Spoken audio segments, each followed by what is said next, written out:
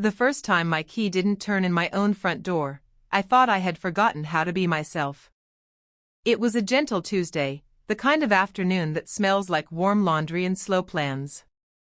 I had a bag of groceries on my wrist, lemons, cilantro, chicken thighs, and a small bouquet of supermarket daisies because I'd promised myself there would always be something blooming in our home, even if I had to buy the bloom. I tucked the flowers under my arm, slid my key into the lock, and heard a sound I'd never heard before, not the softened click I knew, but a stubborn metal cough, like the house clearing its throat at me. I pulled the key out, turned it in my fingers as if I'd brought the wrong life to the right door, and tried again. Same cough. I tried the deadbolt above it, the one with the shiny faceplate Caleb had installed last winter. The key slid in like a polite guest and then stopped as if the lock had decided my name didn't live here anymore. Behind the door, the house kept its afternoon silence, the refrigerator's steady hum, the neighbor's footsteps above, the slow, familiar creak of the hallway floor that always makes me believe in old trees. The silence felt like a person who knows what happened and won't say. I rang the bell, one short polite press, the way you ring your own home when your hands are full. Nothing. I knocked with my knuckles 3 times, easy. Caleb? I said, leaning toward the wood like it could listen better. You home? A pause. Then the sound of footsteps, soft, sure, and the deadbolt turning from the inside. The door opened the width of the chain lock, and my mother-in-law's face appeared in the gap, composed like a church lady's prayer. Oh, she said, as if I were a package she hadn't ordered. You're back early. My mouth opened and closed before a word came out. My key doesn't work. Yes, she said, as if I'd correctly identified a bird. We had the locks changed. Safety. We? The word felt like biting an olive pit I hadn't expected. My fingers tightened around the grocery bag so the handle cut my palm.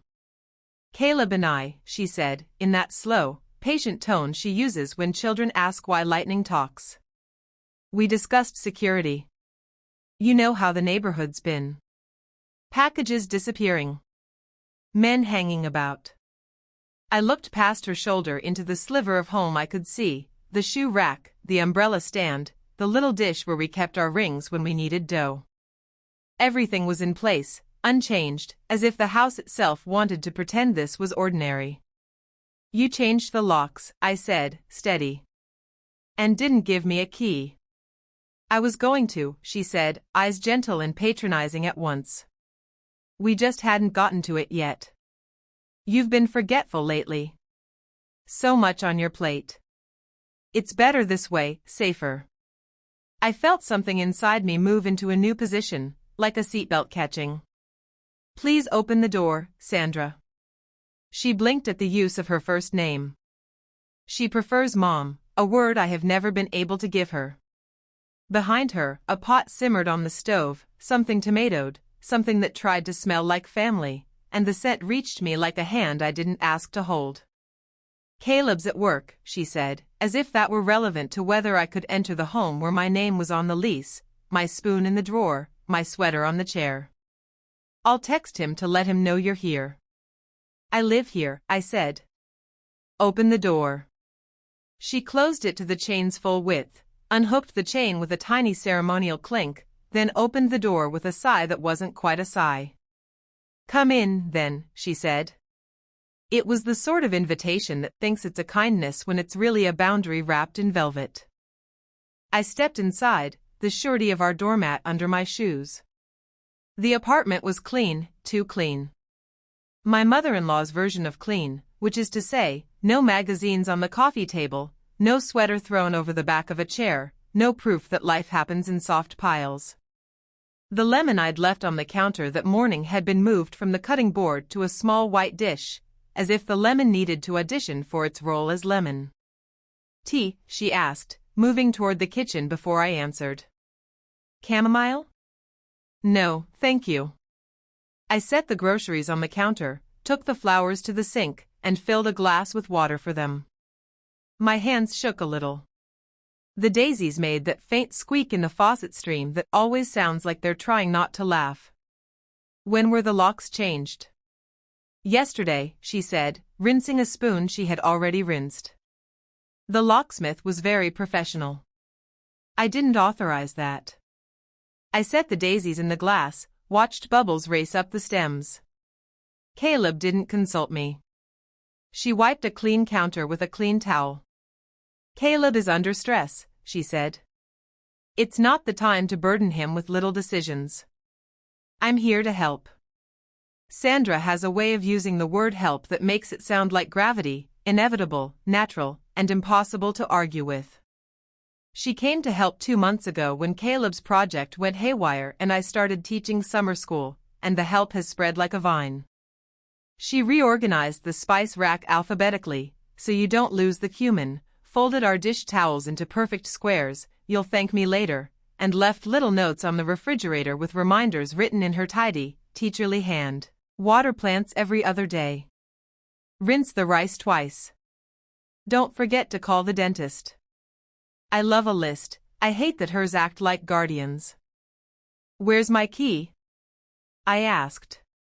We'll get you one, she said, cheery. For now, text before you come so I can let you in. It keeps everyone safe. Everyone. The word pinged around in my head like a swallowed marble. I'll take the locksmith's number, I said. And the invoice. She pursed her lips. No need.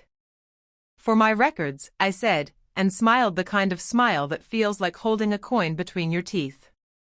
She handed me her phone with the number pulled up. I took a photo of the screen, then opened my own phone and created a new note titled Locks, Tuesday. I wrote, arrived home 3:14 p.m. keys didn't work. Sandra opened door on chain. Said locks changed yesterday. No advance notice. Requested locksmith info. Then I took a picture of the front door, the new lock shining a familiar stranger. If you've never written down your life while you live it, I recommend it when the room's story disagrees with yours. Facts are like pebbles, small, hard, and honest. They make a path through tall grass. Sandra turned off the stove and lifted the lid, letting steam ghost the air. You should sit, she said. You look keyed up. Keyed. A coincidence, but still. I'm fine, I said. I have a lesson to finish for tomorrow. I took my laptop from my bag and set up at the table. My computer woke with the small, friendly chime that always feels like someone remembering my name. I pulled up my summer school reading plan and typed a sentence that had nothing to do with the story in front of me. When someone changes your locks without asking, that is not help, that is control dressed up as care. Caleb called at 5. I let his name flash across my screen once, twice, 3 times, then answered on the 4th with a hello I had ironed flat. Hey, he said, voice polite, uncertain. Mom told me you were upset. The locks are new, I said. He exhaled, not quite a sigh. Babe, there have been packages going missing. Julio downstairs says he saw some guys lurking last week. Mom was nervous. She was here when the locksmith could come. So you changed the locks to our home and didn't tell your wife, I said, quiet. You weren't answering earlier, he said. I figured we'd give you a key when you got back. It was a timing thing. Was it? I heard the sharpness in my voice and with effort, I put it down like a knife and picked up a spoon.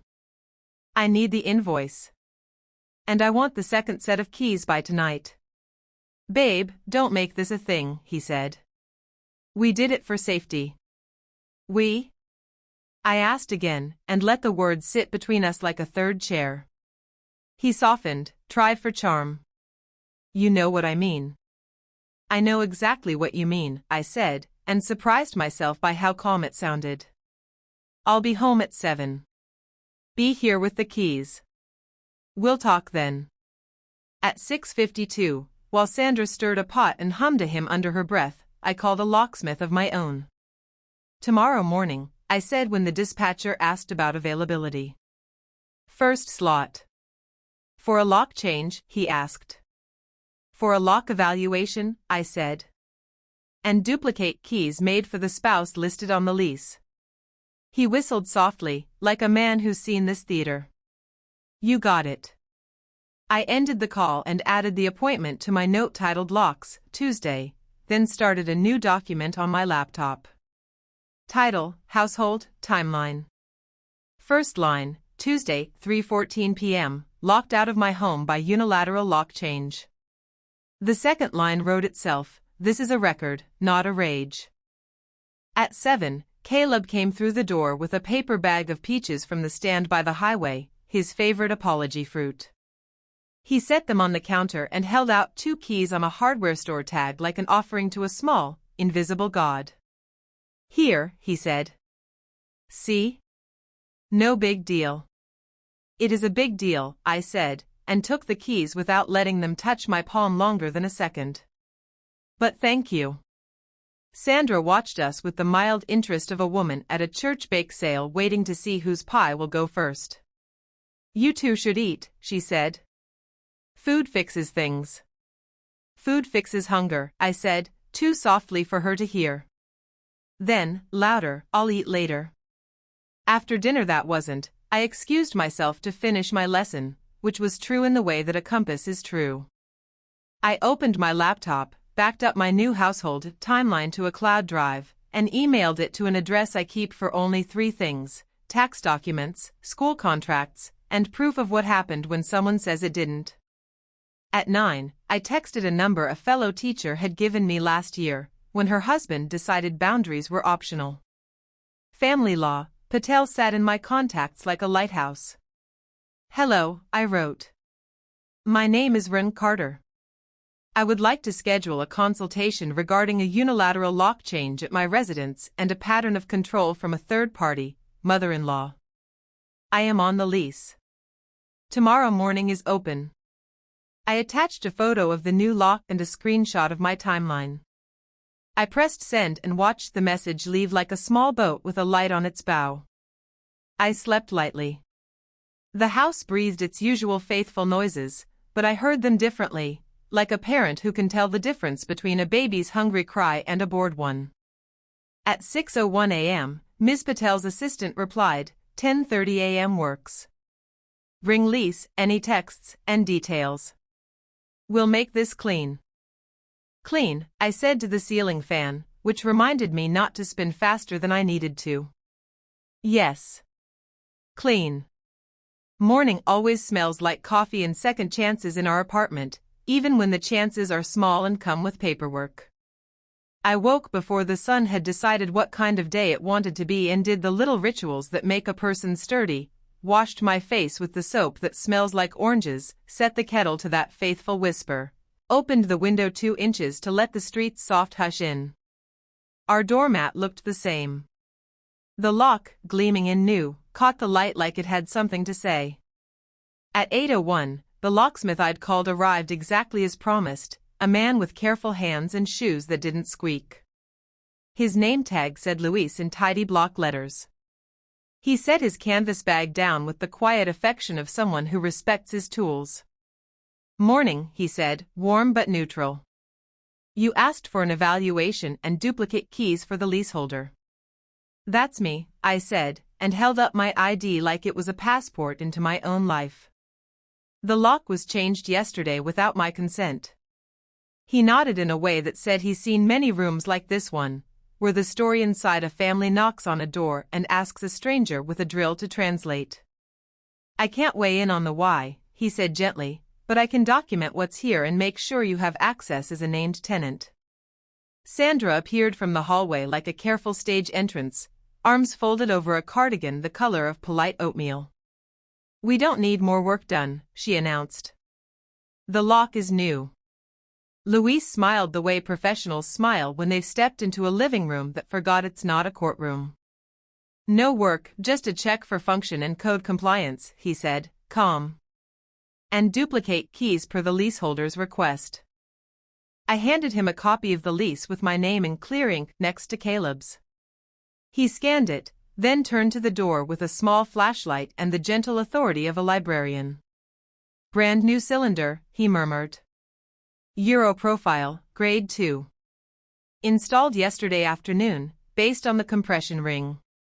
He pointed to a tiny metal circle with the satisfaction of a scientist presenting a patient truth. "Do you have an invoice from the installer?" "I asked for one," I said, and took a photo of Luis's finger near the ring, then of the lock plate, then of my lease beside the lock, because some pictures are for judges and some are for your own backbone. Sandra made a sound like a small cough. "This is unnecessary," she said. "We are a family. We don't need records." I looked at her with my teacher face, the one that corrects a child kindly but firmly when they call a circle a square because they like the sound of the word better than the shape. "We need both," I said. "Family and records." Luis cut 2 duplicates with a small, satisfying whine from the machine he carried in his bag. He tested each, turning the knob in a measured rhythm. "Smooth," he said, and labeled them with little white tags, "Front, REN, Deadbolt, REN." He handed me an invoice on crisp paper. "Service, evaluation plus 2 duplicates." I took a photo of it, then slid the paper into a folder I'd placed on the entryway table last night. On its tab, in my own tidy letters, I'd written household the keys. "Anything else?" Luis asked. "Can you note that you were denied access to the original installer's invoice by a third party in the home?" I asked, voice level. He nodded and wrote the sentence exactly as I'd said it, his pen scratching a quiet truth across the bottom of the page. "Copy for you, copy for me," he said, and his carbon paper made a sound like a page turning. After he left, Sandra moved to the kitchen and started wiping a clean counter with a clean cloth, her agitation coming out in circles. "You're making this into a mess," she said, not looking at me. "Caleb doesn't need tension. Caleb needs a home that doesn't rebrand control as safety," I said, and surprised myself with how soft it came out, like a blanket I was only just now willing to tuck around my own shoulders. At 9:05, I called our landlord. The office receptionist recognized my name and put me through to Mr. Huang, who knows every radiator in the building by the noises they make when it's going to snow. "Morning, Miss Carter," he said. "What can I do for you?" "The front door lock was changed yesterday," I said. "I didn't authorize it. I need to confirm you have a master and that the change complied with the lease." A pause. Paper rustled. "We didn't approve a change," he said. "We require a building master in case of emergency. If someone changed the cylinder without us, it's a lease violation. I'll send our super up to verify and obtain a master cut today." "Noon?" "Yes," I said. "Noon is good." I added noon, super to obtain master to my timeline and took a breath that felt like stepping off a moving walkway and finding solid ground. At 10:17, I buttoned my cream blouse, tucked my notebook into my tote, and walked to Ms. Patel's office through a strip of city that smelled like bakeries getting brave again. In the conference room with the bowl of green glass marbles, Ms. Patel sat with her pen uncapped and her poise ready. "Let's make this clear," she said, and I loved her for how she phrased things like small chores. "Start with the facts." I slid my folder across the table, photos of the lock, the duplicates labeled REN, yesterday's texts, the locksmith's invoice, a neatly printed copy of household timeline. She read like a person who knows how to drink water when she's thirsty. "Okay," she said. "Here's what the law cares about in plain language. You are a named tenant. Unilateral lock changes that deprive a co-tenant of access are not safety, they are lockouts, and lockouts are not allowed. Landlord wasn't notified, another strike. So we act fast, clean, and boring." She turned a blank page and wrote immediate in tidy letters. 1. We notify your landlord in writing, already in motion. 2. We send a formal demand to cure to your husband, restore access, inventory keys, no more unilateral decisions. 3. We issue a no-interference letter to your mother-in-law. She is not a party to the lease. She cannot control access. 4. We propose an interim household agreement. No major household decisions without both signatures. 5. We schedule a key inventory today with a neutral witness. All in writing. I felt my body lean toward the words like a plant toward a window. And if they ignore it? Then we escalate to housing court for an injunction, she said, even, like someone explaining how to reset a router. But let's assume they like the shape of consequences. I'll draft the letters now. She typed with the efficient rhythm of a person who measures justice in sentences. Each letter was measured, not meaned, dates, facts, expectations. In the demand to cure, she wrote, any future lock changes shall be performed only by building management with keys provided to all tenants of record. Failure to comply will result in immediate application for injunctive relief and costs. In the letter to Sandra, she wrote, as a non-tenant, you lack authority to alter, restrict, or supervise access. Further interference will be documented and addressed through appropriate channels. She looked up. Do you want a gentler paragraph on the mother-in-law letter?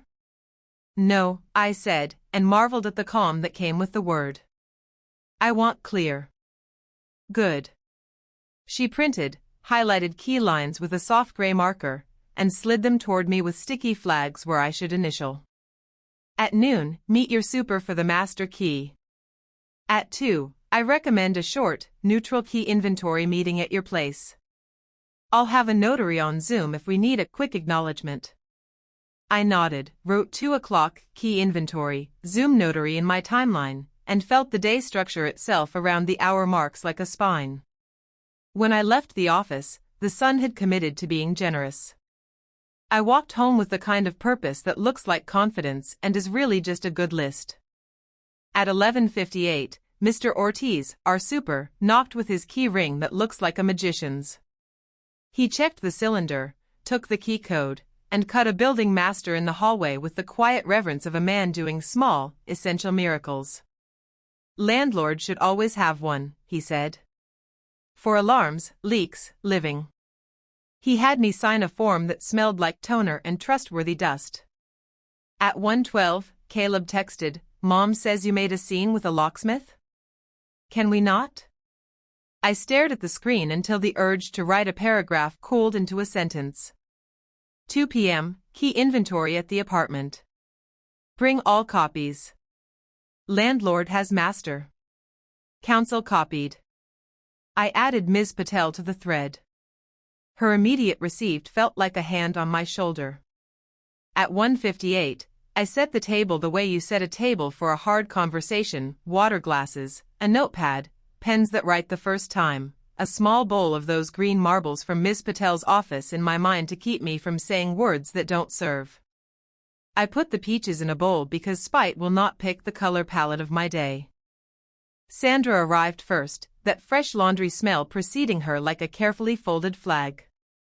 Caleb followed, tie loosened, a man who hadn't learned yet that apologies are verbs. He set a small pile of keys on the table as if they were a complicated offering. Let's do this, I said, not unkindly. We'll keep it clean. I opened my notebook, clicked my pen, and wrote the first line of the hour, 2 p.m., key inventory begins.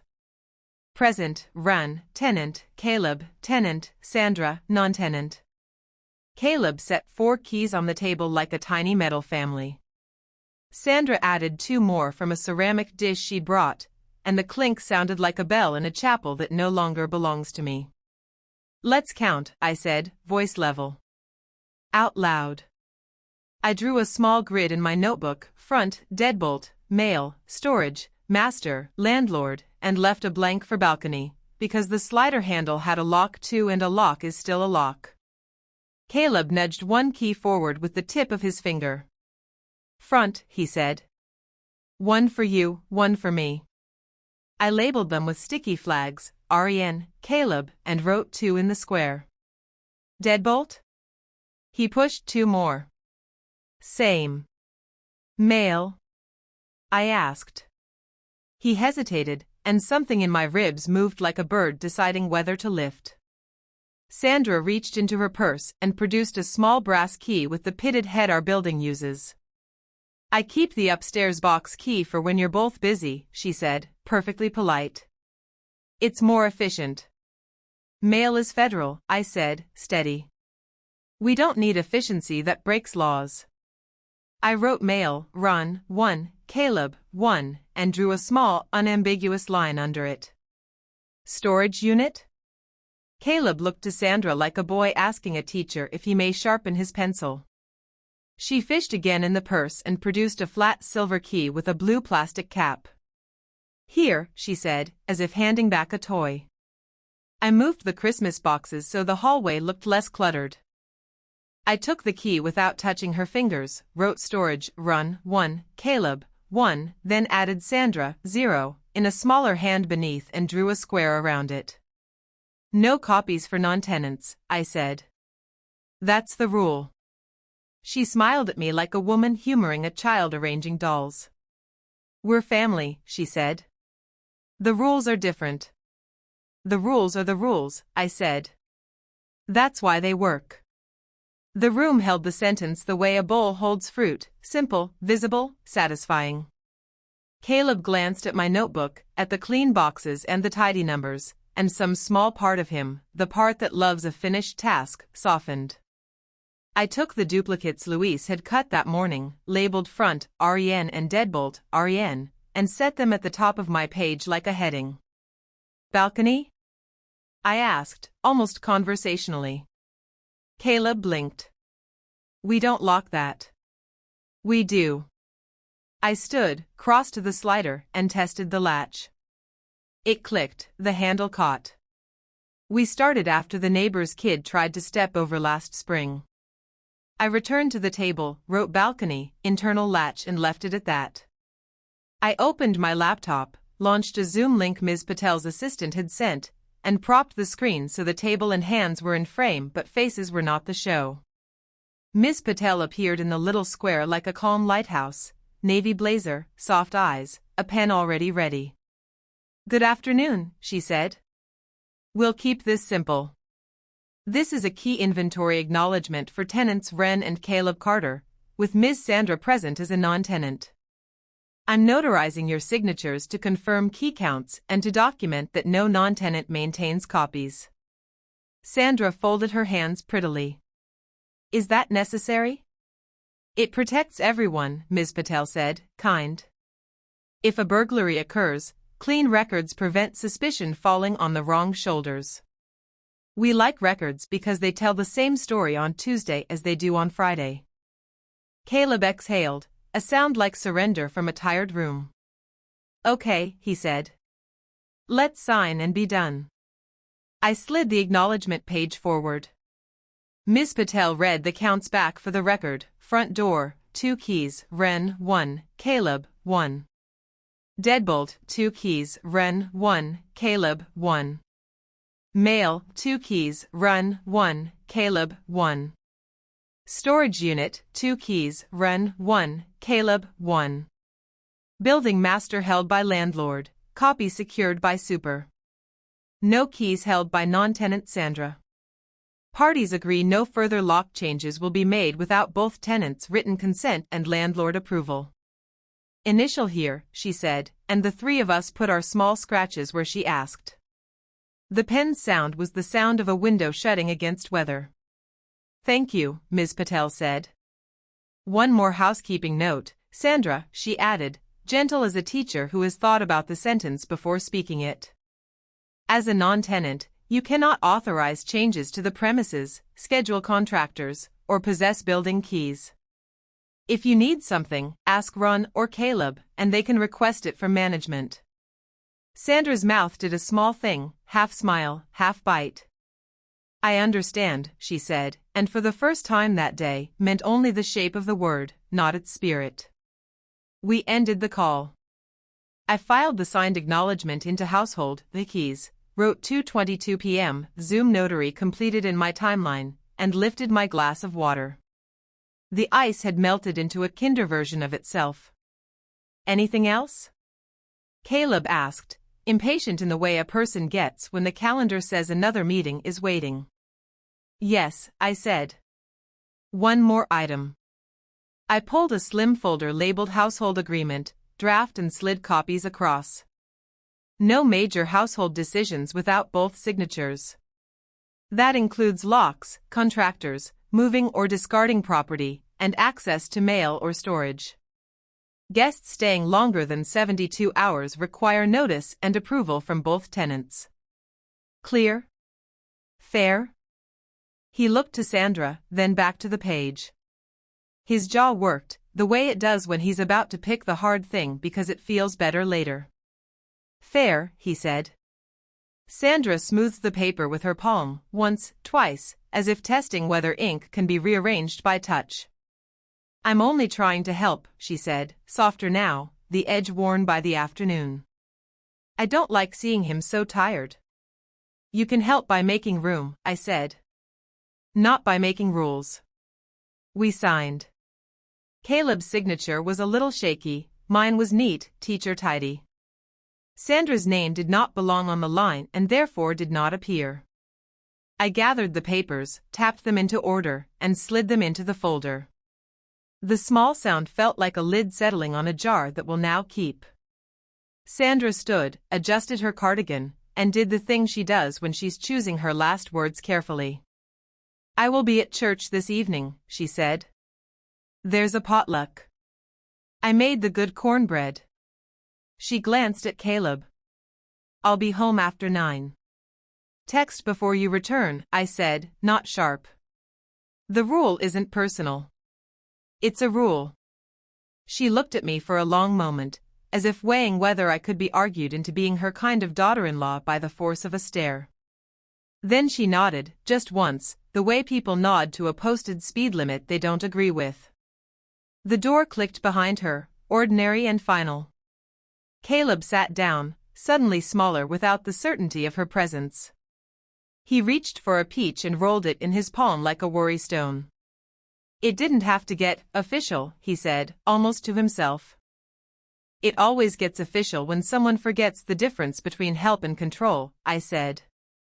Official is how we protect the soft parts without a fight. He rubbed his forehead. I don't want to be in the middle. You are, I said. You're the middle of this house. That's not a punishment, it's a place. You can choose which way you lean. His shoulders lowered a notch, as if he'd put down a bag he'd been carrying so long he'd forgotten it had straps. I'll talk to her, he said. Talk is good, I said. So are boundaries that can be pointed to. Paper is a kindness when people don't agree about memory. He nodded, eyes on the peach. Okay. We sat with the ordinary noises of late afternoon, the refrigerator's question, the upstairs neighbor's decisive heels, a bus sighing at the stop down the block. The apartment looked like itself again, our unsorted mail in the ceramic bowl, my sweater on the back of the chair, a lemon misbehaving on the counter. At 4, I checked the household folder again, purely for the reassurance of seeing the tabs in order. Timeline. Keys. Agreement. Landlord. Quiet little soldiers. I closed the drawer with a care that wasn't precious, only precise. At 5, Sandra texted, at church. Home by 9:30. I replied, thank you. Please knock when you arrive. It felt small and huge at once, like a child's first swim to the other end of the pool. At 6, Caleb and I stood in the kitchen and chopped vegetables for a salad because sometimes you eat a thing with crunch when you need to hear yourself choosing. He passed me the knife as if it were a word he'd never said and now wanted to pronounce correctly. I took it and began slicing cucumbers into even discs, small green proof that some things can be kept circular on purpose. Just after 8, Ms. Patel's email landed with the subject line lockout/household letters filed.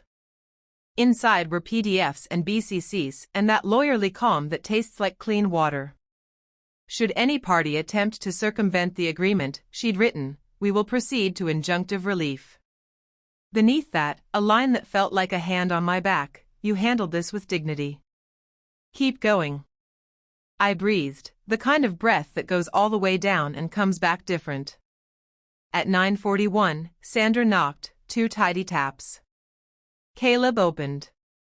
She stepped in with cornbread under foil and a face that had decided on politeness. "We had good singing tonight," she said to the room, not to me. "They did the one with the echo." She set the dish on the counter, then looked at the new key hook by the door where only 2 fobs hung.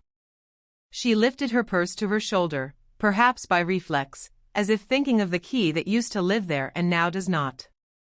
"Good night," she said. "Good night," I said. "Thank you for knocking." She hesitated, then nodded again. Small thing, big work. When the house settled into its faithful night noises, I sat with my notebook and wrote the last line of the day in timeline, 2 to 10 p.m., keys counted, rules written, door knocked. I closed the book. The ceiling fan turned like a calm heart. I slept. By Thursday, the apartment felt like it had learned my name again. The new keys clicked the way a sentence lands when you choose the right verb. I made coffee, opened the window 2 inches, and let the hallway sounds come in politely, the elevator's old sigh, a neighbor's careful laugh, the newspaper thumping a door like a friendly fist. At 8:37, my phone buzzed with a number I didn't know. "This is Maple Pediatrics confirming a reschedule for Nora's vaccine. Grandmother called to move it to next month." The coffee chilled inside me. "No," I said, voice even. "Do not reschedule anything without the mother's consent.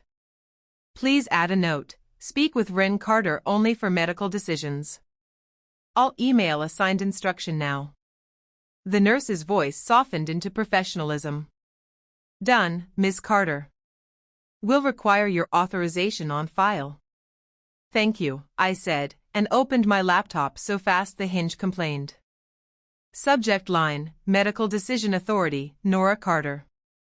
I attached my ID and typed a short, clean paragraph. "Only the mother, Ren Carter, may schedule, cancel, or alter appointments. Grandmother is not authorized to consent for medical care or make changes."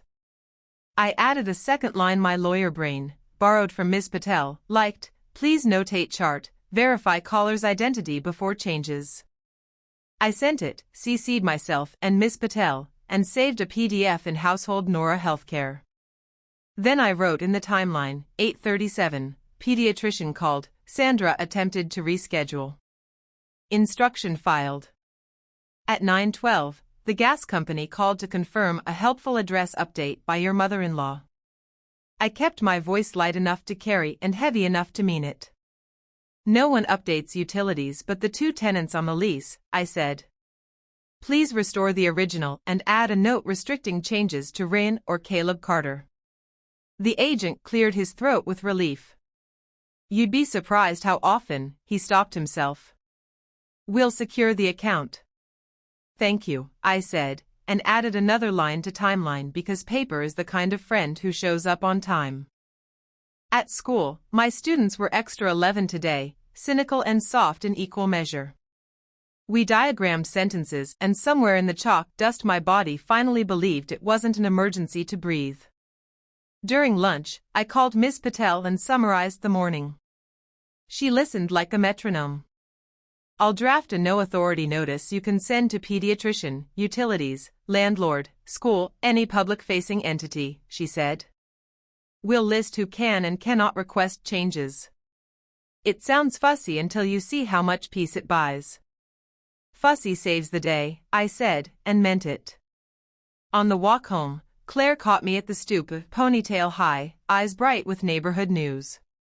"I saw a handyman measuring your windows at 10, she said. "He said security bars install for 3 p.m. today, authorized by your mother-in-law." Is that a thing? It was not a thing. Inside the apartment, a post-it on the counter announced in Sandra's tidy hand, "Security bars for bathroom and Nora's room today at 3, safety." I called the number at the bottom. "Cancel," I said. "The tenant of record does not authorize this. If anyone arrives, you'll be trespassing." The dispatcher started to argue, then decided to like my tone. "Cancelled." At 2:58, I copied Mr. Huang and Ms. Patel on an email titled Unauthorized Alterations and tucked a printout into Household, Landlord because sometimes you need both a cloud and a drawer. By dinner time, the day had shed its adrenaline and kept its edges. Caleb chopped onions with the ritual seriousness of a man who wants to do at least this one thing right.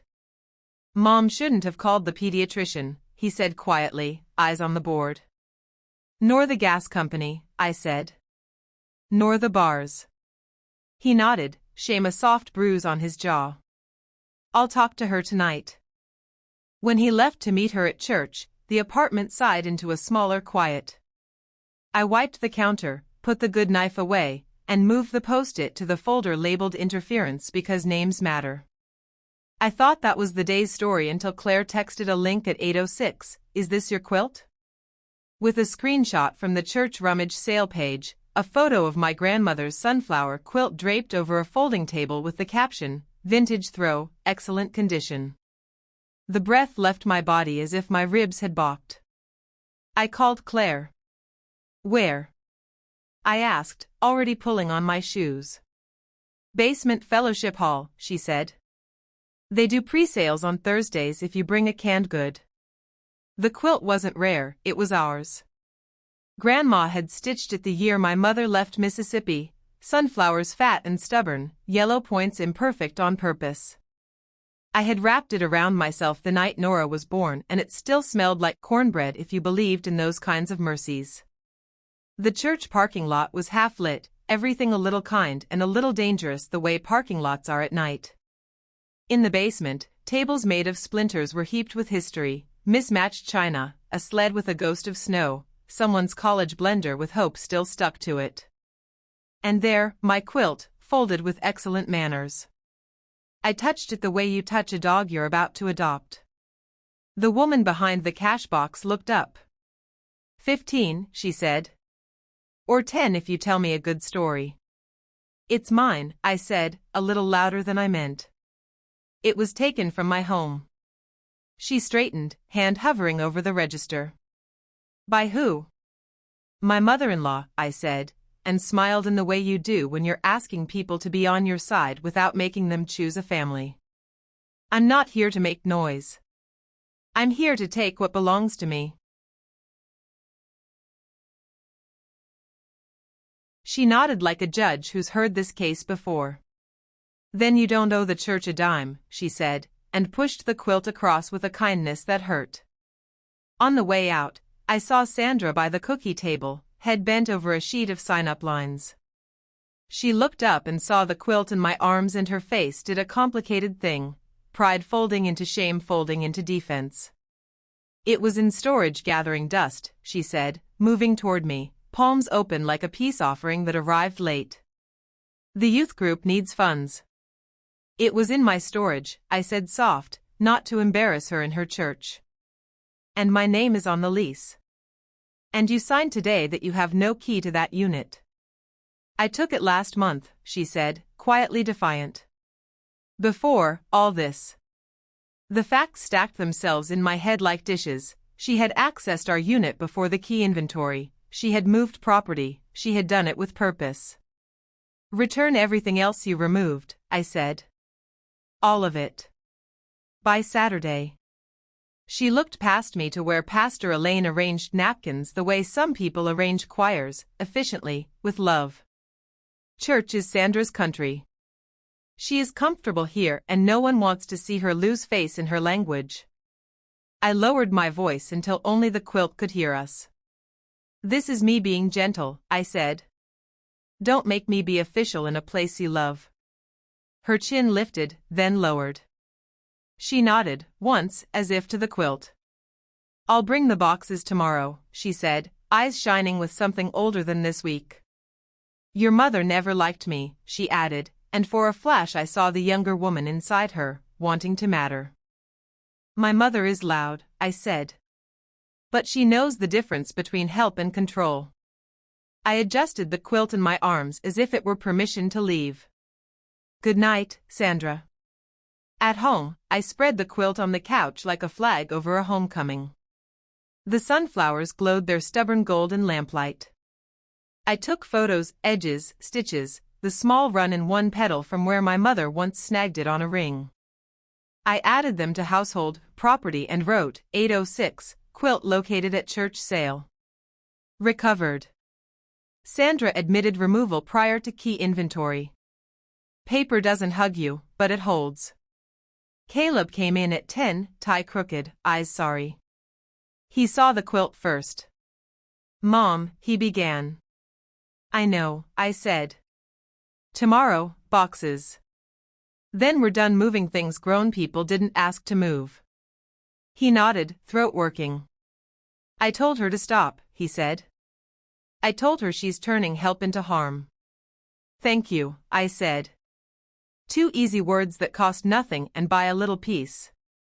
While he showered, I sat with the quilt and let my mind walk in the straight lines Ms. Patel likes. I drafted a 1-page household property protocol: no removal or donation of property without both tenants' consent, inventory required for any storage changes, charity donations from personal property require written okay. I kept it boring on purpose.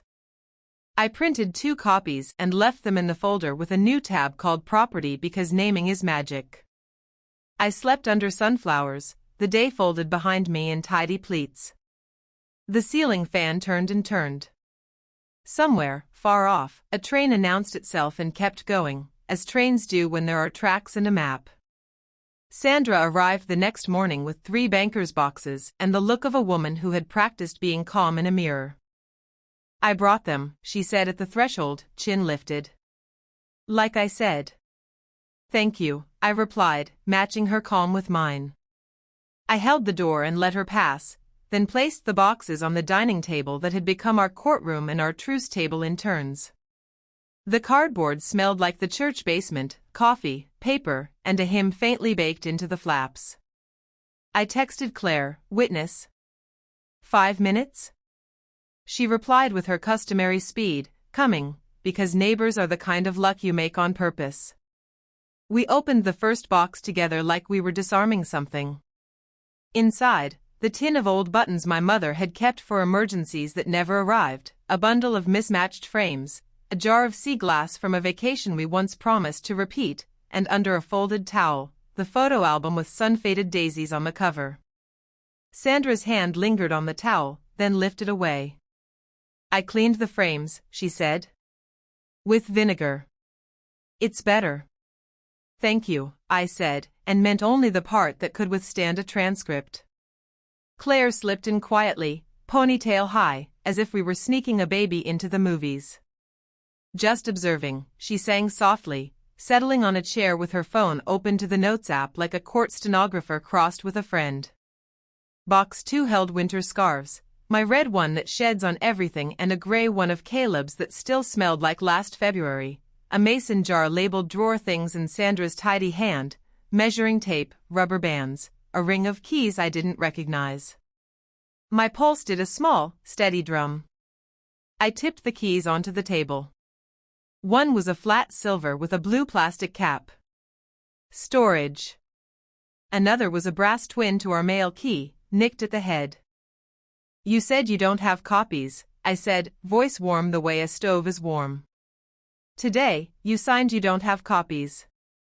Her mouth made that half smile I've started to read as let me call this something nicer. I had them before, she said. I forgot they were in the jar. Claire typed keys in jar and looked up with the pleasant face of someone watching a play where she's rooting for the bowl of fruit not to fall. I pulled a zip bag from the household keys folder and slid the ring inside. We'll swap the storage lock this afternoon, I said. Mail key is federal, this one gets returned to the super. We'll do it together. Sandra nodded, chastened in the way a person is when they are caught by their own story. Fine, she said softly. In box 3, nestled in tissue as if it were a ladylike secret, sat my mother's recipe cards, the ones written in the cursive that looks like braids, chess pie, black-eyed peas, skillet cornbread with a grease stain that always makes me want to say grace. I lifted the stack and felt the ache that lives in the marrow when a woman can't call her mother because time is unkind. Those were getting bent in that drawer, Sandra offered, but her voice had lost its starch. "They belong bent," I said, gentler than I expected. "They belong where the food is." We made an inventory, Claire's thumbs flying while I read aloud, line by line. Box 1, buttons, frames, 12, see glass jar, photo album. Box 2, winter scarves, 4, miscellaneous drawer jar, ring with storage and mail duplicates. Box 3, recipe cards, 2 aprons, quilted pot holders. Claire ended with signatures and the time like a clock that likes to be believed. That night, Sandra called from her kitchen. I could hear a pan warming, oil lifting into shimmer. "Come eat Wednesday," she said, not a command, not a guilt trip. 7. "I'll make the roast you like. Bring Nora's pajamas so you can leave when you need to." Her voice had changed key, the way a hymn does when the congregation finally finds its pitch. I could have said no just to prove that I could. Instead I said, "Text the menu, and we'll confirm by noon." Bedtime is 8:30. We'll leave by 8. Boundaries sound like rules until you put a clock beside them, then they sound like respect. On Wednesday the air felt like clean linen. We arrived at 6:57 and stood on Sandra's stoop like people who grew up learning how to be on time without making a show of it. She opened at exactly 7, apron on, hair wrapped in a scarf the color of a summer plum. "Come in," she said, and stepped aside. She did not reach for Nora first. She did not tell me to take off my shoes. She just waited open, with her hands parted like a page. Dinner smelled like garlic and thyme and somebody trying. She'd set the table with her wedding china, the edges worn into forgiveness. We passed food, we spoke like decent neighbors, and I watched her study the edges of this new room we had agreed to share. When Nora banged her spoon on the high chair tray, Sandra laughed instead of flinching. "That spoon is preaching," she said. "Let it testify." After plates moved to the sink, Sandra wiped the table in small circles and then, without looking at me, said, "My mother-in-law had keys to our place for 30 years. She'd let herself in to turn the stove off and to straighten. I told myself it was love." She rinsed her sponge, squeezed it until the water made a quiet song, and put it down. I hated her for it. And then somewhere I became her, because I thought I could make the messes smaller if I got there first. She shook her head, a small, private motion. "I am late to my own lesson." I leaned against the counter, not touching her arm, not needing to. "I appreciate you saying that out loud," I said. "Late is still on the map." She nodded, face softening into something that looked less like defense and more like relief. "I have something," she added, and disappeared into the hall. She returned with a small wind chime made from old, flat keys, brass and silver, worn smooth by the years. She held it up, the metal whispered to itself. "I used to keep one, just in case." She smiled at the ridiculousness. "Now I'd like it to make a different sound." We hung it on her porch together. The wind made a small, forgiving music. At 8:15, I zipped Nora into pajamas, kissed the damp crescent of her neck, and whispered our leaving ritual. Sandra stood in the doorway and said nothing at all, another kind of music. At 8:30 we said goodnight. She did not pack leftovers for the road. She asked, "Would you like some roast for tomorrow?" and waited for my answer. I took a small container because generosity deserves a path in and a path out. On Friday, Pastor Elaine started a women's group called Consent and Care, a circle for people who have been in the kitchen too long, stirring pots that aren't theirs. Sandra went. She came home with a workbook and a deep, quiet look I recognized from my own mirror, a woman learning to step out of a costume that had protected her from loneliness and into a dress that fits the weather. She stopped leaving notes on our counter. She started texting, "May I bring groceries? What do you need?" And sometimes I answered, "Lemons." Sometimes, nothing. Both answers felt like mornings. Public consequence showed up in gentle, measurable ways. The church rummage sale added a sign that read authorized donations only. The the building newsletter included a line about respecting tenants of record. Maple Pediatrics updated their caller verification. None of it was dramatic. All of it was a door we could open or close without a speech. A week later, we hosted dinner. No potluck, I told Sandra when she offered. Just bring yourself. And that cornbread recipe card. She arrived at 6 o'clock carrying only her purse and a lipstick the color of a good tomato. She knocked. I opened. We looked at each other like two women who had both decided to pay attention and had found that attention to be a kinder god than control. The kitchen felt large enough for 3 grown people who knew where to stand. Caleb whisked pan drippings into gravy with the concentration of a student taking his time on the last problem. I chopped salad in the rhythm my mother taught me: tuck the fingers, let the knife move with the elbow, trust the board. Sandra read the card aloud, voice reverent around phrases that sound like family: scant cup of buttermilk, pour while hot, don't be stingy with the butter. We moved like a small orchestra learning its own song. Midway through the meal, the peach bowl passed to Sandra. She cupped one like a prayer and set it back, then looked at me, eyes clear. I am trying, she said. I can tell, I said. Thank you. After dishes, I pulled the sunflower quilt over our laps on the couch. Nora fell asleep making sleepy fish faces. Caleb carried her to the crib with the practiced grace that still makes me ache. Sandra and I sat in a kind silence, listening to the ceiling fan's patient sermon. She traced a sunflower petal with a finger. Your grandmother had a tight stitch, she said. She also swore at her sewing machine, I said, and we both laughed, the easy kind of laugh that comes when you stop auditioning and just take the role you've been offered. Before she left, Sandra stood at the door and looked at the key hooks, 2 fobs, no extras. She lifted her purse and then put it down. I used to think having keys meant having love, she said. Now I think knocking might be closer to it. You can always knock, I said. And we will open when we can. She kissed my cheek the way you kiss a grown woman, soft, short, with permission. Good night, Run, she said, using my name like a gift she'd been meaning to give me. After she left, the apartment settled into its night grammar. Caleb stood at the sink and washed 2 wine glasses without being asked, which is a sentence you never believe until you see it. He dried them and set them down and then turned to me with that face he wears when the right words have finally walked into the room.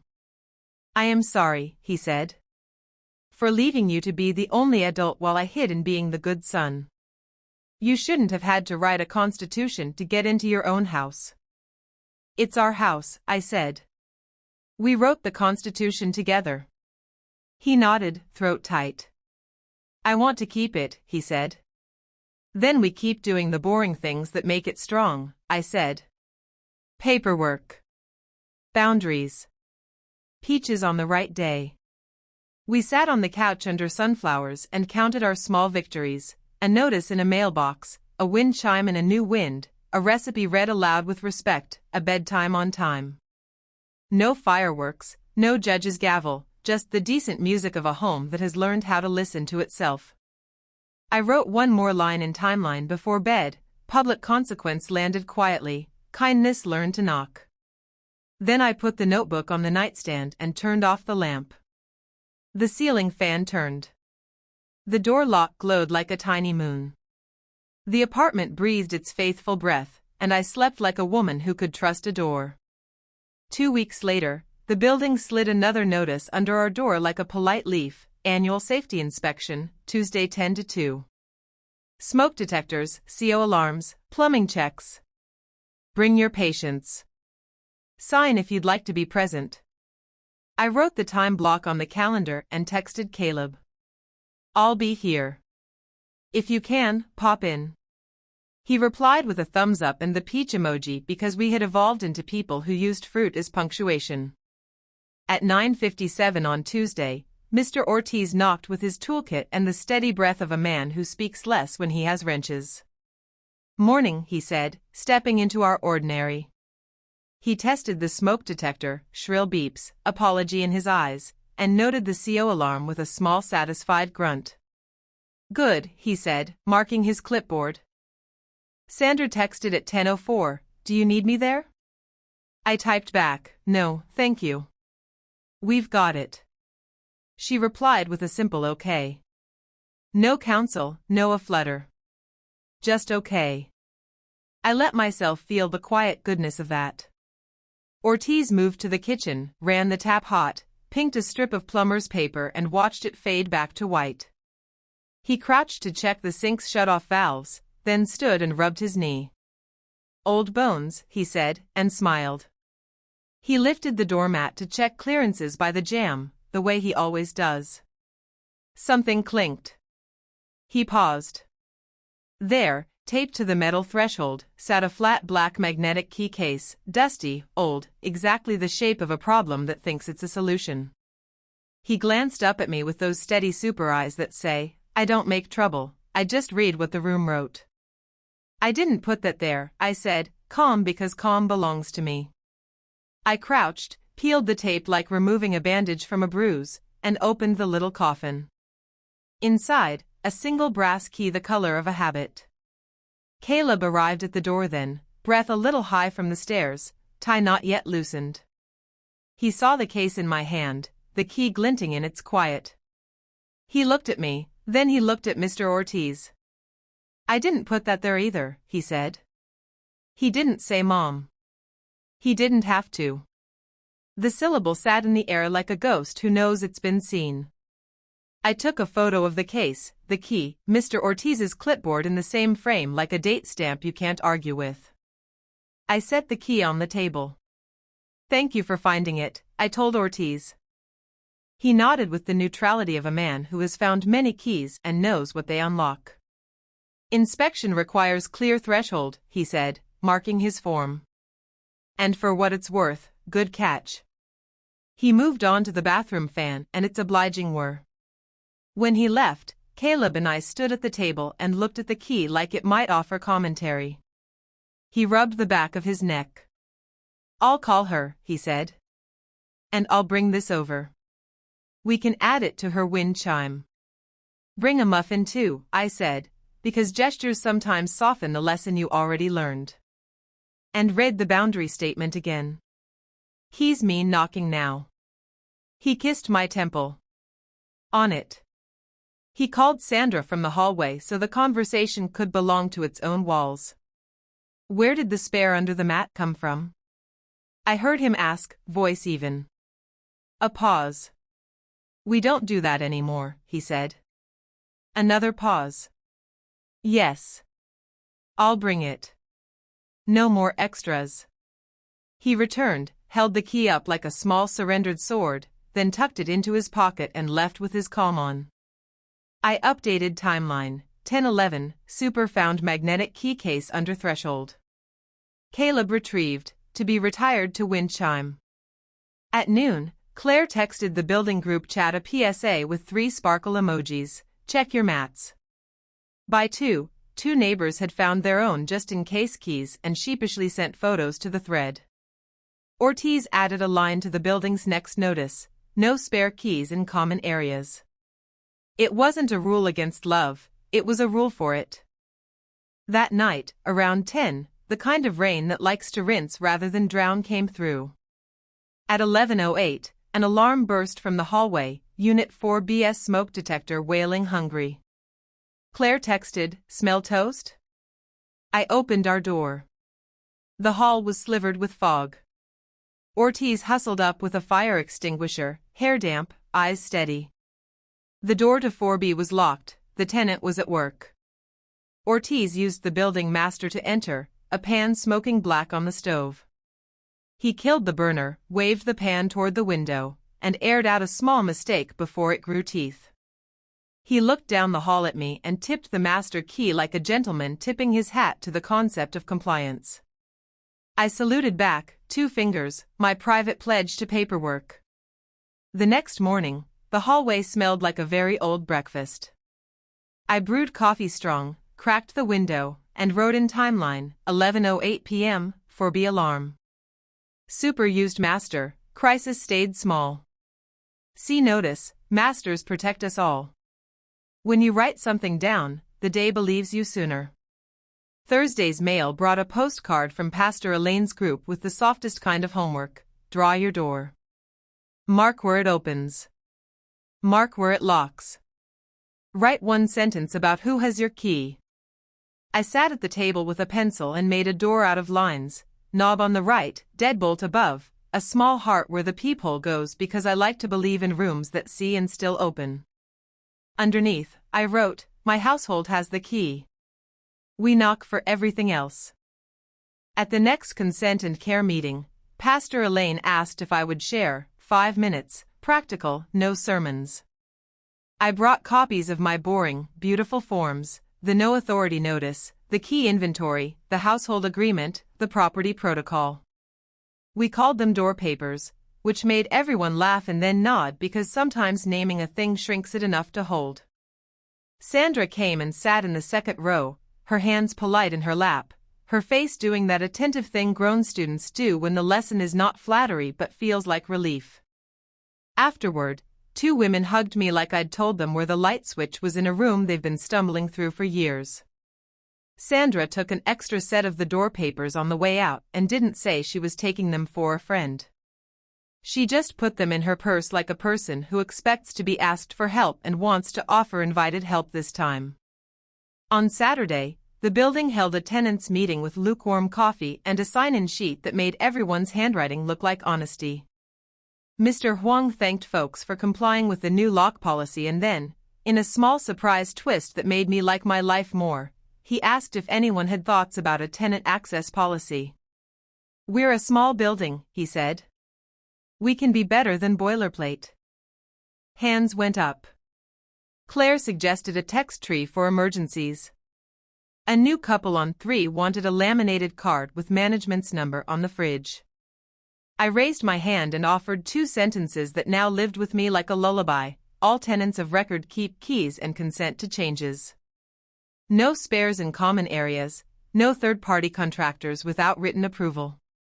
The room murmured yes. Ortiz wrote it down in careful block letters, the kind of writing that knows it will be photocopied and posted. After the meeting, Sandra found me by the cookie tray. I retired the undermat key, she said without preamble, eyes a little wet and a little proud. It's on the wind chime now. Makes a different music. I'm glad, I said. Thank you. She looked over my shoulder toward the front door of the community room, where the new laminated sign, authorized access only, hung slightly crooked. I keep thinking about how my mother-in-law would knock like the police, she said, and winced at the sound of her own sentence. I thought if I could just be gentler than that, it would count as kindness. But it was still crossing a line. You're learning a new language, I said. Sometimes the grammar is the lesson.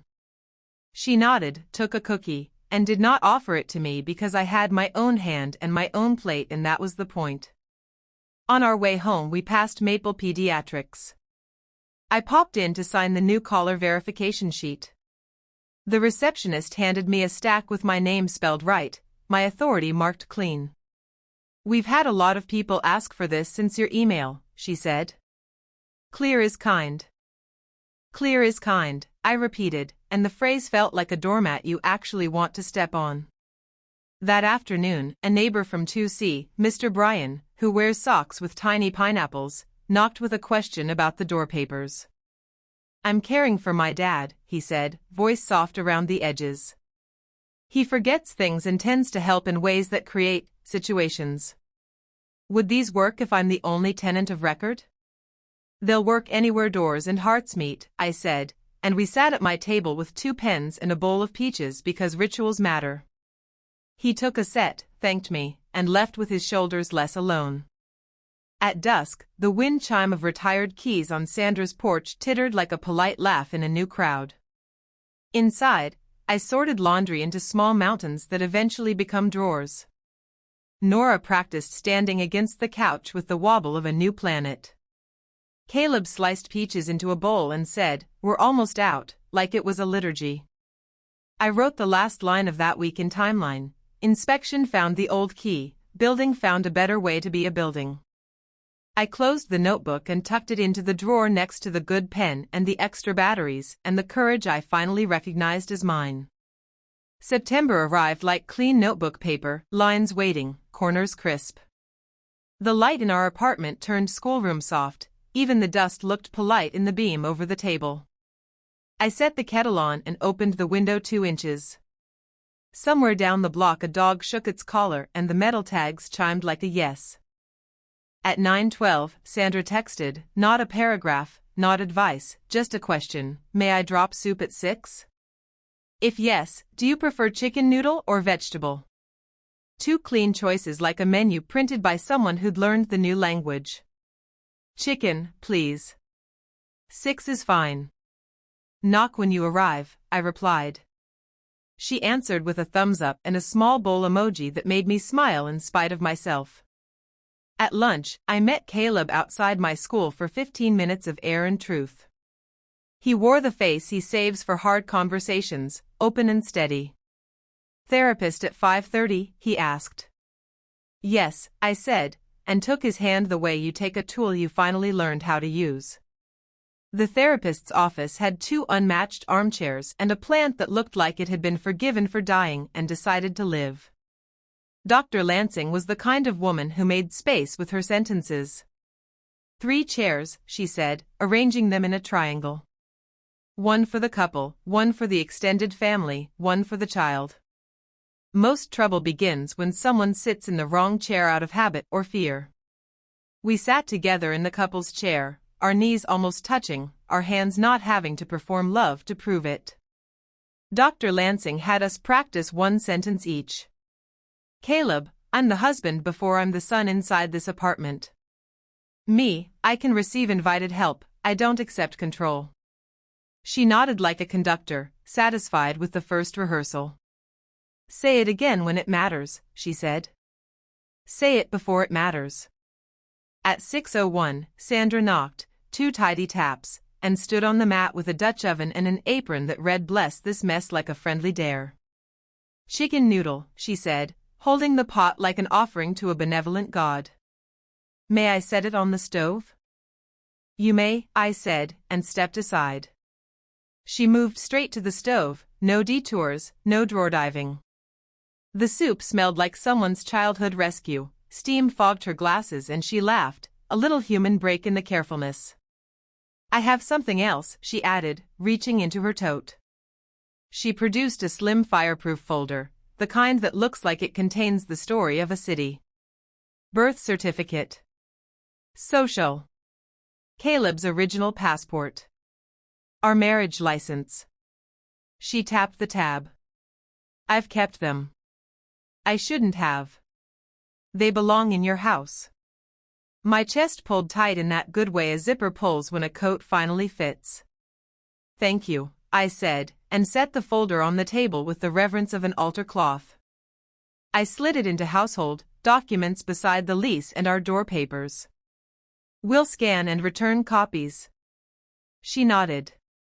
Copies are a kindness, she said, and looked surprised at her own sentence, like it had been waiting to be born. After she left, we ate soup with spoons that clinked in the way soup spoons are supposed to, and the apartment filled with a quiet warmth that didn't require us to pretend there had never been cold. The next afternoon brought the sort of rain that thinks in sentences. At 3:17, the power flickered and the elevator sighed to a stop somewhere between floors.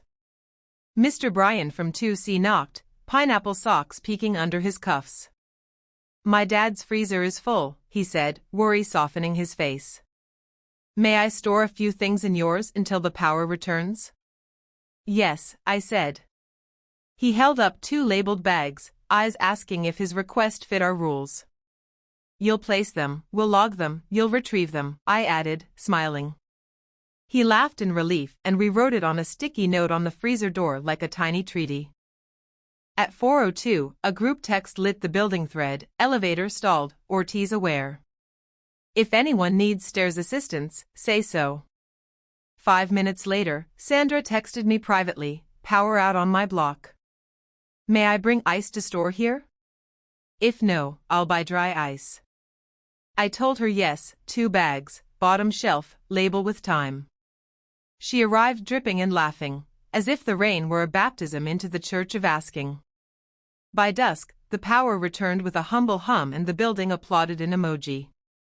We checked the freezer log, returned Mr. Bryan's soup and Sandra's ice to their rightful places, and I wrote in timeline, power outage, invited help worked. No extra keys. No drama. Freezer log retired 7:18 p.m. Saturday morning, Claire knocked with a flyer for a neighborhood safety fair, lock tutorials, scam avoidance, tenant rights.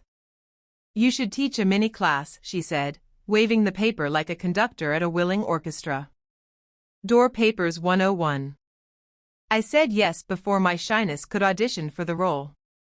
At the fair, I printed 20 copies and watched them disappear into tote bags and grateful hands. A woman with paint on her knuckles asked, "What do I say when my cousin says family is different?" I gave her the sentence Dr. Lansing had given us, different doesn't mean boundaryless. Help is welcome when invited, control is not help. She wrote it on her palm like a spell. That evening brought a different kind of test. Aunt Lorraine, Sandra's older sister, cheeks powdered, pearls neat as a rule, appeared unannounced at Sandra's door with a suitcase on wheels and the sort of purpose that tends to announce itself as love. I heard them before I saw them, the polite knock, the rolling vowels.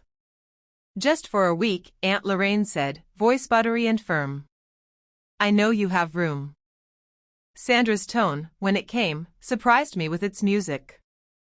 I have room, she said, and I have rules. We plan over text. We don't arrive with luggage without an invitation. Let's pick a date and I'll clear it with Ren and Caleb. We rotate guests so the baby sleeps. Aunt Lorraine huffed, pearls clicking in sympathy. Since when do we need permission to visit family? Since we learned permission isn't rejection, Sandra replied. It's how we keep loving each other longer. She stepped onto the porch and closed the door halfway, leaving it ajar in kindness but firm in boundary. Let's look at calendars. I didn't move from our couch, it wasn't my porch, not my conversation. But I felt the building's air shift in a way I'll always be grateful for. At 7:11, my phone buzzed with a group text from Sandra to me and Caleb, Aunt Lorraine wants to visit. 2 nights next month? What dates work for your household? We chose, we wrote them down, and the world did not end. The following week, Ms. Patel emailed a small, neat document titled Household Addendum, Tenant File and CC Mr. Huang. It summarized our agreements in 2 paragraphs a sane person could read in an elevator. Authorized decision makers, no third-party alterations, key counts, emergency access by management only. Filed, she wrote. Paper teaches memory how to behave. On Sunday, Pastor Elaine held a blessing of the doors service, no incense, just a bowl of water at the front and a line of people who brought keys tied with ribbon. We carried our set on a strip of cotton. Sandra carried her wind chime of retired keys, which sang politely when she walked.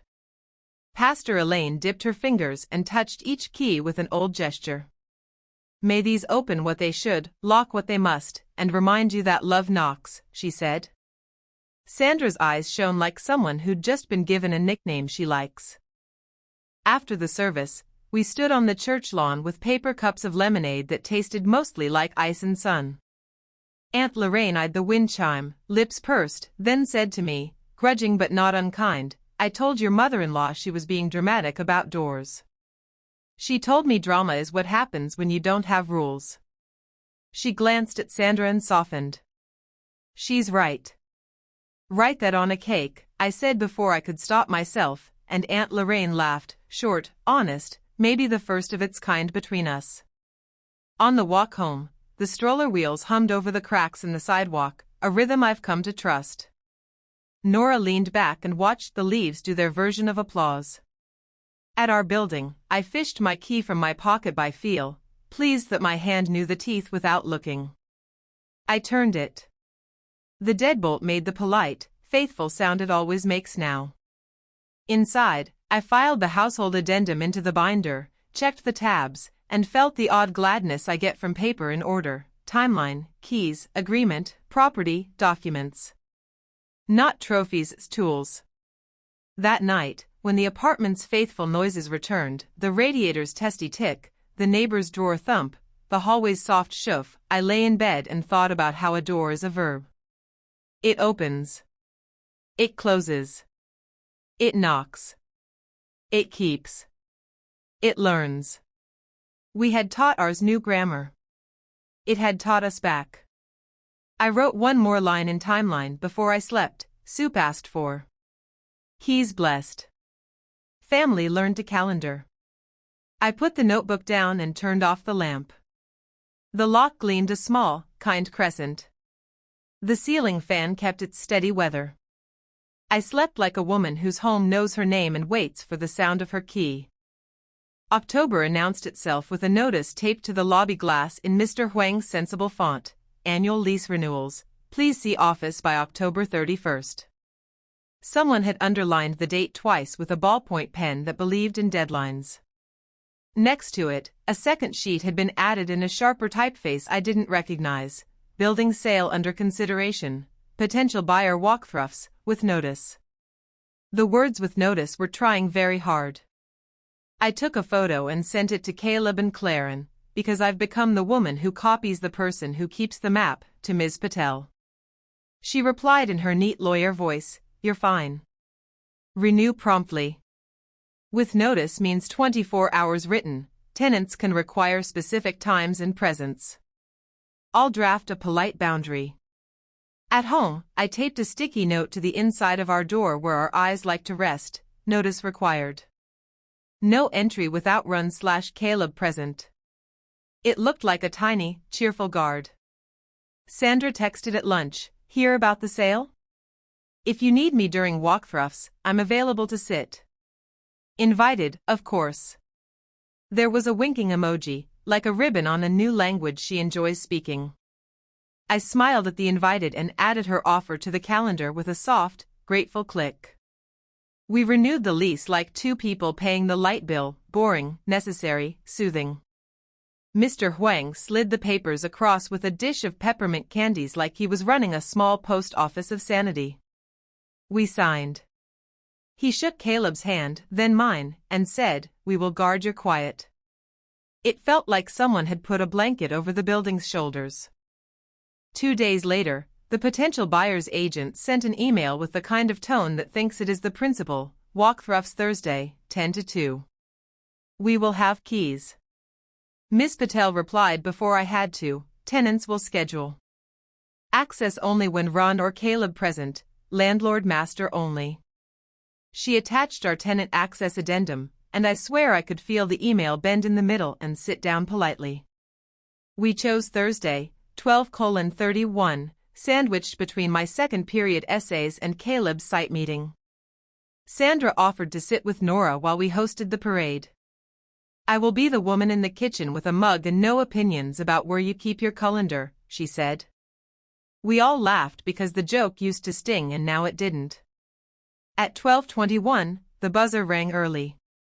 The agent's voice crackled through the speaker with the impatience of a person who has never brought a casserole to a sick neighbor. "We're here now," he said. "Let us up." "Your window is 12:31, I replied. Clock in my chest is steady as the ceiling fan. "We'll buzz at 12:30. "Ma'am, we have other units," he said, adding a sigh to ma'am like a garnish. "We can't." "The window is the window," I said. "See you at 12:30. At 12:29, I buzzed them in. Sandra stood by the stove with her mug as promised. Nora dozed in her bouncy seat, one sock off because babies are tiny revolutionaries. Caleb arrived at the exact minute, tie slightly askew, eyes tired and kind in the way of a man who is learning the choreography of showing up when it counts. The agent came with 2 men in quiet shoes and 1 woman with a tablet who photographed the thermostat like it might confess. "We're considering upgrades," he announced, peering at our baseboards as if they'd told a secret he hadn't been told. "We do quick turns. We like clean buildings." "We like that too," I said pleasantly. We also like tenants who get 24 hours notice and kitchens that stay kitchens. He walked into our bedroom without asking and then realized himself, backing out with a little laugh. Oh, privacy. He glanced at Sandra, perhaps assuming a mother-in-law is a door always propped open. Sandra lifted her mug in a church lady toast and said, "We knock in this household." It was such a small sentence and such a sea change that my throat did its quiet work all on its own. When they left, the agent handed us a card with a glossy logo. "If you're flexible about move-out dates down the line," he said, oily friendly, "our firm does cash for keys." Very generous. Think on it. I took the card and slid it straight into the household landlord folder with a neat click. "We'll be here," I said, clear without volume. "And our lease is renewed." At 2:07, Ms. Patel's subject line read Buyer's Agent, CFK offer. Her email was a gentle hammer, "You're protected. Don't engage, forward all communications." Cash for keys can be legitimate but not necessary. If anything gets pushy, we push back with statutes, not tone. I poured a glass of water and drank it like a law. 2 evenings later, Claire knocked with a face that meant neighborhood news. "Someone jimmied the storage cage row around 7, she whispered. Ortiz scared them off. Check your unit." We went down together, a small posse of women with flashlights and competence. Our brass padlock, labeled REN/C, looked back at me, unbothered. The cages beside ours told a different story, one lock sliced, a box pried. Claire swore softly. Ortiz appeared with a clipboard and old man anger that has learned how to be useful. "Police filed," he said. "They'll take statements. Check your inventory."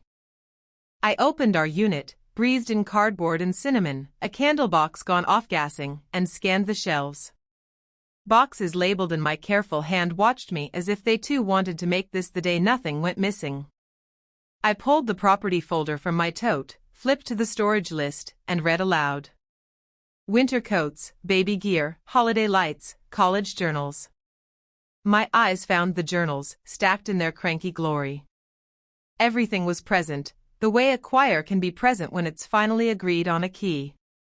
"Your paperwork saved the argument," Ortiz said, not looking at me, not flattering, just stating a weather report. People who can list what they own don't have to shout. We signed the police report with our dates and times like adults, then returned home to a living room that still smelled faintly of roast from Sandra's last visit, which is my favorite kind of ghost. The next morning in Dr. Lansing's office, she moved the chairs again, couple, extended family, child. "Today I want you to practice choosing a chair before a storm," she said. "Say your sentence when it's easy so it's available when it's not." Caleb went first. "I'm the husband before I'm the son inside this apartment." I followed. "I can receive invited help, I don't accept control." Dr. Lansing smiled. "Say them again." We did. The sentences felt less like declarations and more like shoes we had broken in. That Sunday, Pastor Elaine asked me if I'd share 5 minutes at Consent and Care about the buyer walkthroughs. "Short," she said, "like a grocery list." I brought one. The women nodded and laughed in the right places, and one leaned forward and said, "Cash for keys called me too." I thought it was a blessing. We talked about blessings that cost you your map and how to recognize them before the ribbon is on. On the way out, Aunt Lorraine stopped me and tapped the Wheaton bracelet she'd worn since 1989. "I told Sandra once that being a mother means you never put your purse down," she said. She reminded me this week that being a woman means you can. She patted my arm, awkward but earnest. Thank you for lending her your vocabulary. At home, the mail slot offered a plain envelope addressed to tenants. I opened it at the table with the same respect I give to recipe cards and letters from the IRS. Inside, proposed buyer Q&A, no immediate plans to vacate units. Renovations scheduled by floor with notice.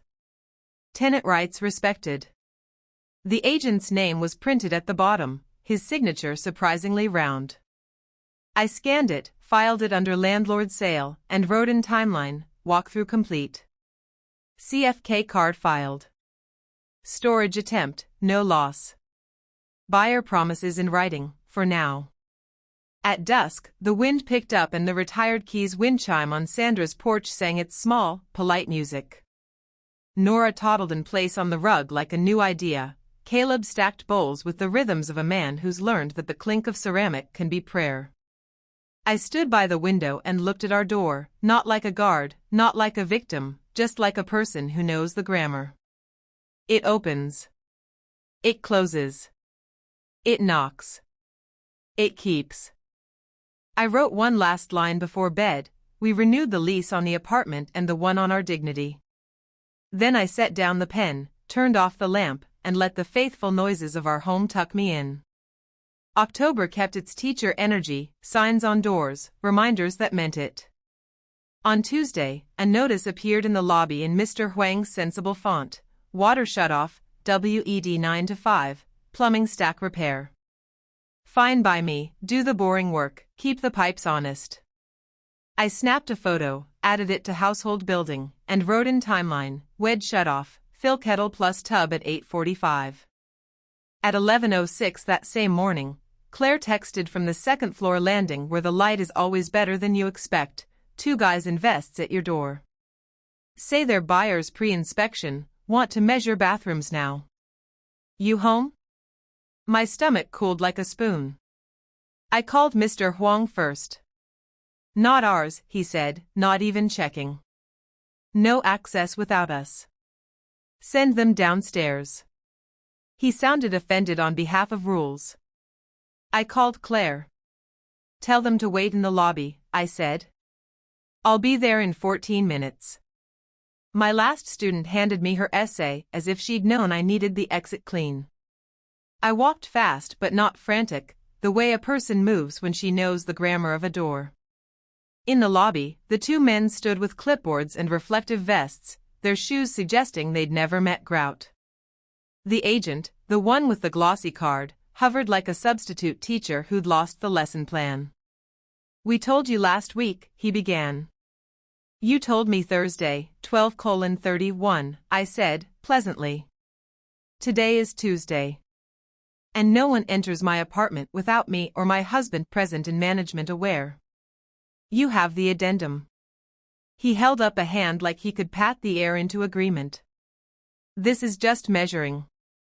Which is a verb that still opens my door, I said. Come Thursday at 12:30 with the landlord. Or don't come. I turned to Mr. Ortiz, who had appeared like an honest deus ex machina with his clipboard.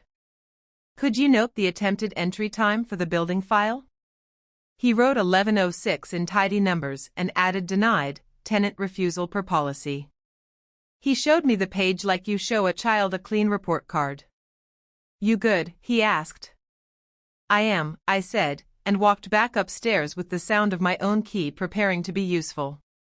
That evening, an email from the agent arrived stuffed with apology and a little bit of posture, rogue subcontractor. Won't happen again.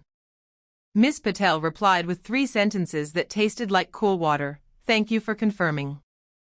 Consider this your written notice that any further attempts outside the mutually agreed window will be treated as harassment. All access must be coordinated with landlord per statute. Caleb read the thread, rubbed his jaw, and said, I almost told them they could come in when you weren't home. Old habits. He looked at me as if I held the grade to a test he finally wanted to pass. I didn't. But I thought it. Thinking it is the ghost, I said. Not letting it in is the boundary. I touched his arm. Thank you.